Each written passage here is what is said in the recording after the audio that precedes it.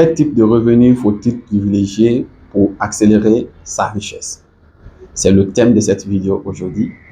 Bonjour à tous, bienvenue sur notre chaîne Le Coin des Professionnels. Ici, nous vous parlons de business, de finances et de réussite.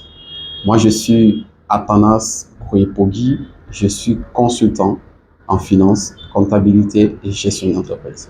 Si c'est ta première fois sur cette chaîne, je t'invite à t'abonner pour ne rien rater de nos prochaines vidéos très inspirantes. Parlons du thème d'aujourd'hui, du thème de cette vidéo, qui est quel type de revenu faut-il privilégier pour accélérer sa richesse. Bien avant de développer ce thème, je m'en vais d'abord vous définir, donner ce que je sais comme définition du revenu. Parce qu'il faut d'abord savoir c'est quoi le revenu avant de parler de quel type de revenu faut-il privilégier. Pour moi, le revenu, c'est l'ensemble des ressources monétaires qu'une personne, un ménage ou une entreprise perçoit de manière régulière ou ponctuelle en échange d'une activité ou d'un service ou par la détention d'un capital. C'est ça pour moi le revenu. Maintenant, parlons des types de revenus avant de faire notre choix. De quel type de revenu faut-il privilégier pour accélérer sa richesse? Comme type de revenu, je fais la classification du revenu en 4 grands types et je vais vous parler de 4 types de revenus. Et le premier type de revenu, c'est le revenu d'activité. Le revenu d'activité. Et d'autres appellent le revenu actif. Ce revenu, c'est le revenu qui est issu de nos activités. C'est le revenu qu'on obtient suite à un travail, suite à une prestation. Pour obtenir ce type de revenu, il faut user de sa force de travail. Il faut utiliser son temps. Comme exemple, nous pouvons citer le salaire. Pour ceux qui travaillent, le salaire pour eux est un revenu actif ou un revenu d'activité. Il y a également aussi des consultants qui, eux, perçoivent aussi des revenus d'activité à la suite de leurs prestations. Et ce type de revenus, comme je le disais, on ne peut l'obtenir que lorsque nous travaillons. Maintenant, parlons du deuxième type de revenu, qui est le revenu du capital. Le revenu du capital, autrement appelé le revenu passif. Ce type de revenu est généralement issu des investissements que nous faisons. C'est le capital qu'on investit qui nous génère ce type de revenus. Comme exemple, nous pouvons citer le loyer pour des investissements dans l'immobilier. Nous pouvons également citer les dividendes pour ceux qui investissent dans des entreprises, qui créent des entreprises. Et quelqu'un va me dire, créer une entreprise va demander de travailler parce que tu vas travailler dans ton entreprise. Non, pas forcément. Parce que tu n'es pas obligé de travailler dans ton entreprise pour que ton entreprise marche. Et j'aime souvent dire ça aux gens, ne confondez pas un auto-employeur à un entrepreneur, c'est-à-dire quelqu'un qui a créé une entreprise. Une entreprise, c'est un système qu'on met en place qui doit fonctionner, que tu sois là ou pas.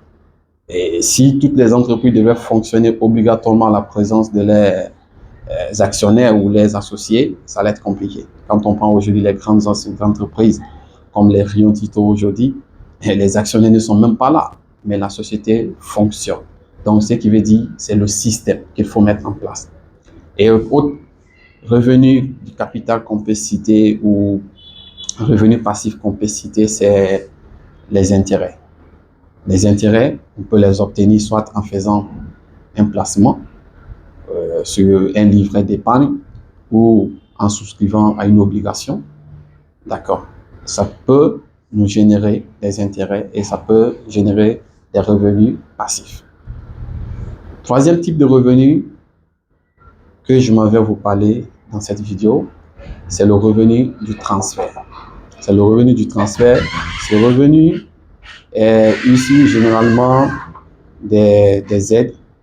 C'est un revenu qui est issu généralement des versements qu'on reçoit sans aucune contrepartie. On reçoit ces revenus sans aucune contrepartie direct des biens ou des services.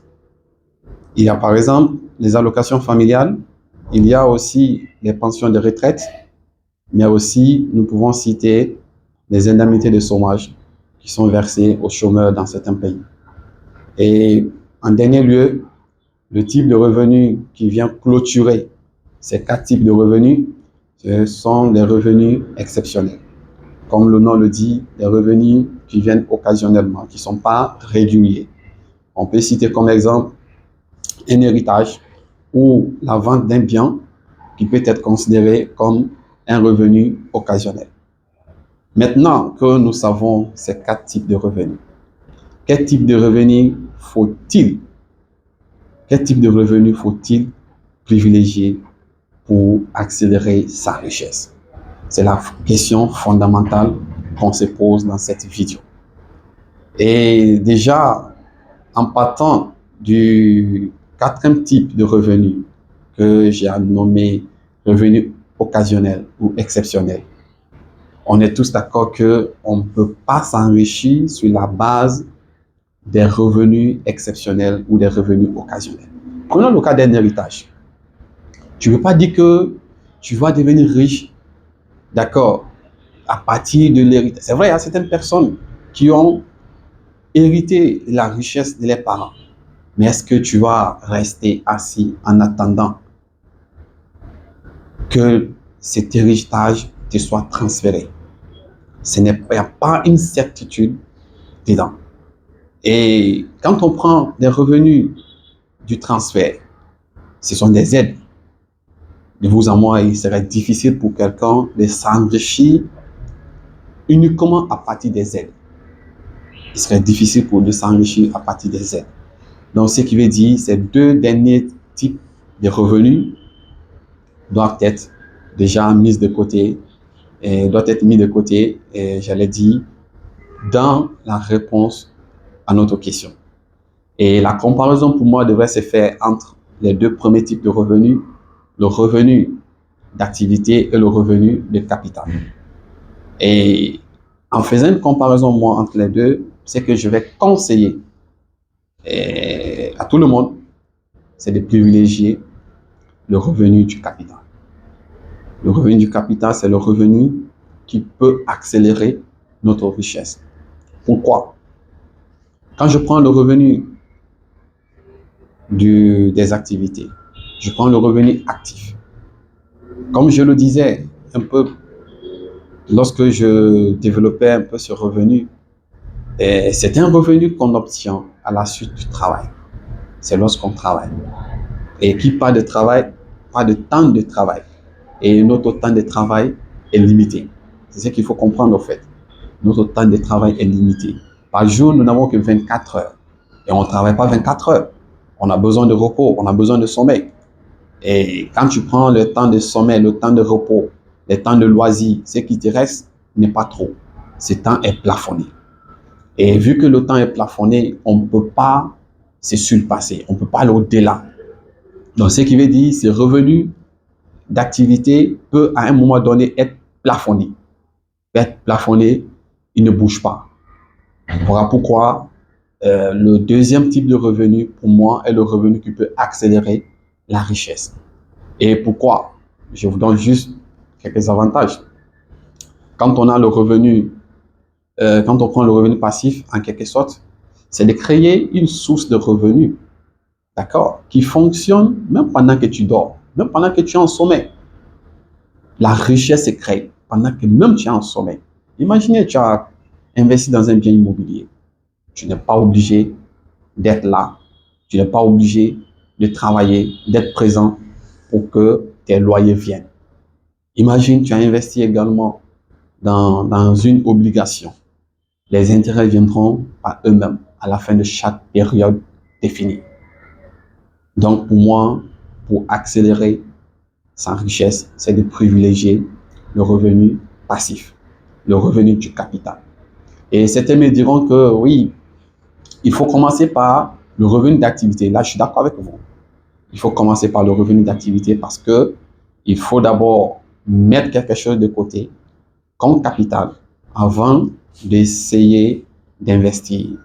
Et c'est là la notion d'épargne intervient, épargner quelque chose dans le revenu d'activité qu'on obtient chaque fin de mois ou voilà, je sais pas, sur la base de la période voilà, de votre rémunération, mettre de côté une petite épargne qui permet d'investir dans d'autres, qui permet de faire des investissements en quelque sorte. D'accord. Et c'est pour dire en quelque sorte, le revenu d'activité est le point de départ. C'est le point de départ. Et la notion d'épargne, elle est aussi une notion extrêmement importante. Peut-être dans une prochaine vidéo, je prendrai le temps de vous expliquer aussi ce que je sais de la notion d'épargne, des types d'épargne que je connais, et puis vous donner quelques orientations sur les techniques d'épargne afin de pouvoir épargner quelque chose et penser à l'investir afin de vous créer des revenus passifs ou des revenus de capitaux. Donc, merci pour votre présence. Merci pour tout ce que vous donnez comme force à notre chaîne. Et si nous progressons, c'est grâce à vous. Et vous nous abonnez. Et avant de terminer cette vidéo, je vais vous inviter à vous abonner à notre site également parce que nous avons un site, Le Coin des Professionnels, le www.lecoindesprofessionnels.net. Je vais mettre le lien de ce site web dans la barre de description en commentaire.